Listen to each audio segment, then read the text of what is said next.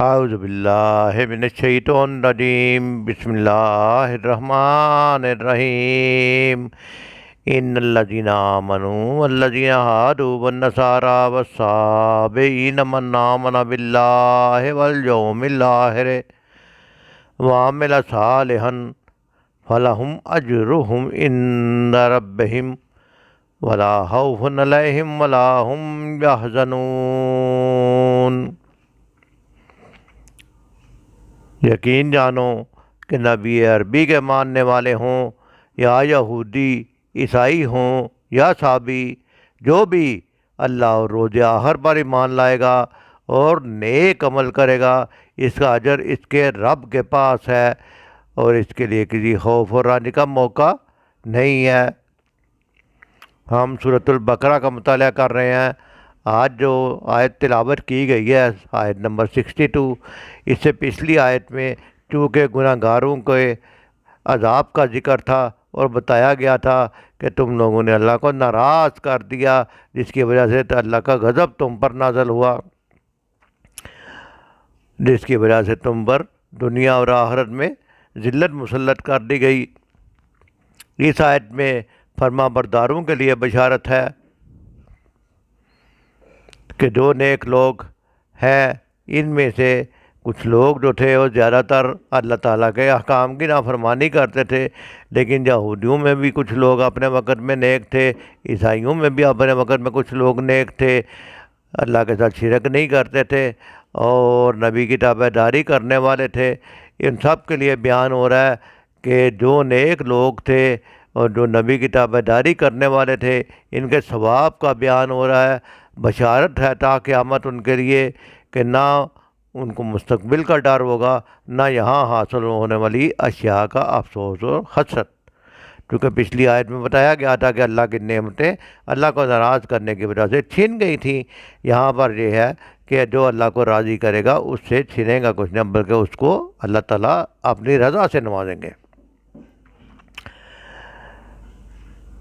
اللہ تعالیٰ کے دوستوں پر کوئی خوف و غم نہیں ہے، اور جو فرشتے مسلمان کی روح نکلتے کے وقت آتے ہیں وہ بھی یہی کہتے ہیں، اللہ تخافوا ولا تحزنوا وابشروا بالجنۃ التی کنتم توعدون۔ تم ڈرو نہیں، تم اداس نہ ہو، تمہیں ہم اس جنت کی خوشخبری دیتے ہیں جس کا تم سے وعدہ کیا گیا تھا۔ یا سورۃ یونس کی آیت نمبر 62 میں بھی فرمایا گیا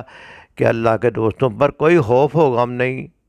اس لیے اللہ کے دوست بننے کی کوشش کریں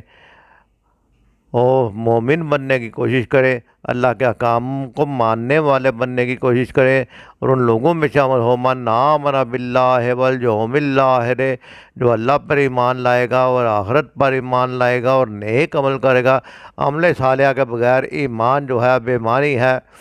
اور عمل صالحہ آخرت پر ایمان عمل صالحہ کی بنیاد ہے کہ آخرت میں کوئی بھی عمل صالحہ کیا جائے اس میں کسی بندے کی خوشنودی کے بجائے آخرت پر اللہ سے اجر ملنے کی امید پر عمل صالحہ کیا جائے۔ اس لیے ایمان لانا اللہ پر اور یوم آخر پر ایمان لانا، پھر عمل صالحہ اس نیت سے کرنا کہ میرا رب میرے سے راضی ہو جائے، یہ کامیابی کی بشارت ہے۔ تفہیم القرآن میں سید عبداللہ مودودی لکھتے ہیں اس آیت کی تفسیر میں کہ یہاں یہودیوں کے اس جام باطل کی تردید مقصود ہے کہ وہ صرف یہودی گروہ کو نجات کا اجارہ دار سمجھتے تھے، وہ اس خام خیال میں مبتلا تھے اور اب بھی ہیں کہ ان کے گروہ سے اللہ کا کوئی خاص رشتہ ہے جو دوسرے انسانوں سے نہیں ہے، لہذا جو ان کے گروہ سے تعلق رکھتا ہے، ہاں وہ اعمال اور عقائد کے لحاظ سے بدترین آدمی ہو، بہرحال نجات اس کے لیے مقدر ہے کیونکہ وہ یہودی ہے۔ یہودیوں کا یہ خیال بالکل غلط ہے، باقی تمام انسان ان کے لحاظ سے گمراہ ہیں، ان کے گروہ سے باہر ہیں، وہ سمجھتے ہیں یہ جہنم کا ایندھن بننے والے ہیں۔ اس غلط فہمی کو یہاں پہ دور کیا گیا ہے کہ اللہ کے ہاں اصل چیز تمہاری یہ گروہ بندیاں نہیں ہیں، بلکہ وہاں جو کچھ اعتبار ہے وہ ایمان و عمل صالحہ کا ہے۔ ایمان ہوگا، عمل صالحہ ہوگا، اور عمل صالحہ آخرت پر اجر پانے کی نیت سے کیا جائے گا، جو ہم آخر پر ایمان رکھا جائے گا تو وہ اللہ کے ہاں مقبول ہوگا۔ اور جو انسان بھی یہ چیز لے کر حاضر ہوگا وہ اپنے رب سے اپنا اجر پائے گا۔ اس لیے یہودیوں کو بھی بتا دیا گیا اور ہر انسان کو بتا دیا گیا کہ خدا کے ہاں فیصلہ آدمی کی صفات پر ہوگا، نہ کہ تمہاری مردم شماری کے رجسٹروں پر۔ لہذا یہ جاننا چاہیے کہ جو بھی اللہ تعالیٰ کے پاس نیک عمل لے کر حاضر ہوگا وہ جس مرضی گروہ سے اپنے اپنے وقت میں شامل رہا ہو ان سب کے لیے بشارت ہے۔ بنی اسرائیل، جیسا کہ جاننا چاہیے ہمیں کہ حضرت موسیٰ علیہ السلام کے وقت حضرت موسیٰ علیہ السلام کے پیروکار تھے، انہوں نے اللہ کے حضرت موسیٰ علیہ السلام کے احکام کی مناسب طور پہ پابندی کی، اللہ کو راضی کیا، وہ جنتی، اور جنہوں نے اللہ کو ناراض کیا ان پر اللہ کا عذاب اور غضب نازل ہوا۔ لیکن جب حضرت موسیٰ علیہ السلام کے بعد حضرت عیسیٰ علیہ السلام کی نبوت کا زمانہ آیا تو بنی اسرائیل پر حضرت عیسیٰ علیہ السلام کی نبوت کی تصدیق لازمی قرار دے دی گئی اور آپ کے فرمان کی اتباع واجب ہوئی۔ تو جن لوگوں نے حضرت عیسیٰ علیہ السلام کو مان لیا ان کا نام نصارہ ہوا، کیونکہ انہوں نے آپس میں ایک دوسرے کی نصرت، تائید اور مدد کی تھی، اس لیے انصار کہا گیا۔ اور صحابی کے بینی ستارہ پرست یا بے دین اور لمذہب لوگوں کے کیے گئے ہیں۔ اب جبکہ خاتم الانبیاء نبی کریم محمد مصطفیٰ صلی اللہ علیہ وسلم کا زمانہ آیا تو پھر تمام لوگوں کے لیے، ہاں وہ یہودی تھے پہلے یا عیسائی تھے یا صحابی تھے، آپ دنیا کے تمام لوگوں کی طرف رسول بنا کر بھیجے گئے ہیں، اور ان پر بھی اور دوسرے سب پر بھی آپ صلی اللہ علیہ وسلم کی تصدیق و اتباع واجب قرار دی گئی ہے۔ ایمان و یقین کی پختگی کی وجہ سے نبی کریم محمد صلی اللہ علیہ وسلم کی امت کا نام مومن رکھا گیا ہے، کیونکہ ان کا ایمان بھی مضبوط ہے اور ان پر اللہ کا یقین بھی مضبوط ہے اور وحی الہی پر یقین بھی مضبوط ہے۔ ان کا ایمان تمام اس لیے بھی کہ محمد عربی کو ماننے والوں کا ایمان تمام اس سے پچھلے انبیاء حضرت موسیٰ علیہ السلام، حضرت عیسیٰ علیہ السلام، حضرت یحییٰ علیہ السلام، حضرت ہود علیہ السلام، حضرت سلیمان، تمام پچھلے انبیاء پر ہے، اس لیے اور نبی کریم صلی اللہ علیہ وسلم پر بھی ہے، اس لیے یہ مومن ہے۔ اور سورۃ الاعراف میں تفسیر روح القرآن میں ڈاکٹر محمد اسلم صدیقی صاحب لکھتے ہیں کہ پروردگار نے صاف فرمایا کہ یہ رحمت ان لوگوں کے لیے خاص ہوگی جو تقوی اختیار کریں گے،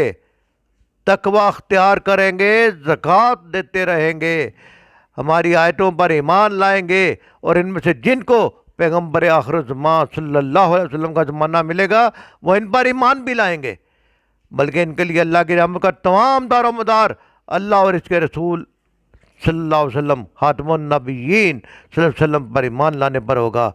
دنیا اور آخرت کی کامیابی کا مدار اسی پر رکھا گیا ہے کہ ہاں وہ پہلے کسی بھی مذہب سے تعلق رکھتا تھا، اب نبی آخر الزمان صلی اللہ علیہ وسلم کی تعلیمات اور قرآن پاک پر ایمان لائے گا، اور یہی دنیا اور آخرت کی کامیابی اسی میں ہے، اور یہی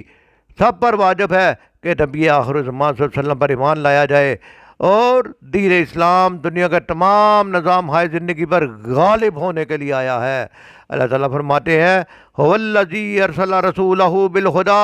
ودین الحق لِیُظْہِرَهُ عَلَى الدِّینِ کُلِّهِ وَلَوْ کَرِہَ الْمُشْرِکُونَ، وہ اللہ ہی ہے جس نے اپنے رسول کو ہدایت اور دین حق کے ساتھ بھیجا تاکہ اسے پوری جن سے دین پر غالب کر دے، ہاں مشرکوں کو یہ کتنا ہی ناگوار گزرا ہو۔ دوسرے الفاظ میں اللہ کا رسول بادشاہ ارض و سما کا نمائندہ بن کر آیا ہے، اور اسے اپنے بادشاہ کے نظام حق کو غالب دیکھنا ہے۔ لہذا جو لوگ اللہ کی بندگی کے ساتھ دوسروں کی بندگیاں ملاتے ہیں اور اللہ کے دین میں دوسرے دینوں کی آمیزش کرتے ہیں، جو اس پر راضی نہیں ہیں کہ پورا نظام زندگی صرف ایک خدا کی اطاعت اور ہدایت پر کام ہو، جنہیں اس بات پر اصرار ہے کہ جس معبود کی چاہے پرستش کریں اور بندگی کریں، جن فلسفوں کو اور نظریات کو چاہیں اپنے عقائد کا مجموعہ بنائیں اور اسی پر اپنے تہذیب و تمدن کی بنیاد رکھیں، یہ سب باطل ہے۔ ایسے سب لوگوں کے لیے الرغم فرمایا جا رہا ہے کہ اللہ کا رسول ان کے ساتھ مصالحت کرنے کے لیے نہیں بھیجا گیا۔ اے مسلمانوں سن لو، تم دوسرے نظریات کے ساتھ مصالحت کرنے کے لیے نہیں آئے ہو، بلکہ تمہارا نظریہ سب سے اعلیٰ و افضل ہے، اور یہ تعلیم سب سے اعلیٰ و افضل ہے۔ اس لیے بھیجا گیا ہے کہ ہدایت اور دین حق جو اللہ کی طرف سے آیا ہے، اسے پورے دین یعنی نظام زندگی کے ہر شعبے پر غالب کر دے، اور یہ کام اللہ نے ہر حال میں کر کے رہنا ہے۔ اس کے لیے دین کو ہر شعبہ زندگی میں قائم کرنا، نافذ کرنا، اس کے لیے انفرادی کوششیں کرنا، اجتماعی کوششیں کرنا، ان سب کی ذمہ داری ہے، کیونکہ ہر امتی پر یہی تقاضا ہے، جیسا کہ سورۃ شورى میں فرمایا گیا، شرع لکم من الدین ما وصی بہ نوحا والذی اوحینا الیک وما وصینا بہ ابراہیم وموسیٰ وعیسیٰ ان اقیم الدین ولا تفرقوا فیہ۔ اس نے تمہارے لیے دین کا وہی طریقہ مقرر کیا ہے جس کا حکم اس نے نوح علیہ السلام کو دیا تھا، اور جسے اے محمد صلی اللہ علیہ وسلم اب تمہاری طرف ہم نے وحی کے ذریعے بھیجا ہے، جس کی ہدایت ہم ابراہیم علیہ السلام اور موسیٰ اور عیسیٰ کو بھی دے چکے ہیں، اس تاکید کے ساتھ کہ قائم کرو اس دین کو اور اس میں متفرق نہ ہو جاؤ۔ اور یہ وہی بات ہے، یہی بات ان مشرکین کو سخت ناگوار ہوئی ہے، جس کی طرف ہے محمد صلی اللہ علیہ وسلم تم انہیں دعوت دے رہے ہو۔ اللہ جسے چاہتا ہے اپنا کر لیتا ہے، اور اپنی طرف آنے کا راستہ اسی کو دکھاتا ہے جو اس کی طرف رجوع کرے۔ آؤ میرے ساتھیو، اللہ کی طرف رجوع کرے، رجوع اللہ کرے، تاکہ اللہ جو ہے وہ ہمارے مددگار ہو اور دین کو قائم کرنے کی کوششوں میں ممد و معاون بنے، تاکہ اس کے نفاذ میں رکاوٹیں ڈالنے والوں کا رستہ روک سکے، اور ہم اللہ کے معاون بنے، دین کے معاون بنے، نہ کہ اللہ کے دین کے نفاذ میں رکاوٹیں ڈالنے والوں کے ساتھی بنے۔ اللہ تعالیٰ مجھے اور آپ کو بہتر عمل کی توفیق عطا فرمائے۔ وما علینا الا البلاغ۔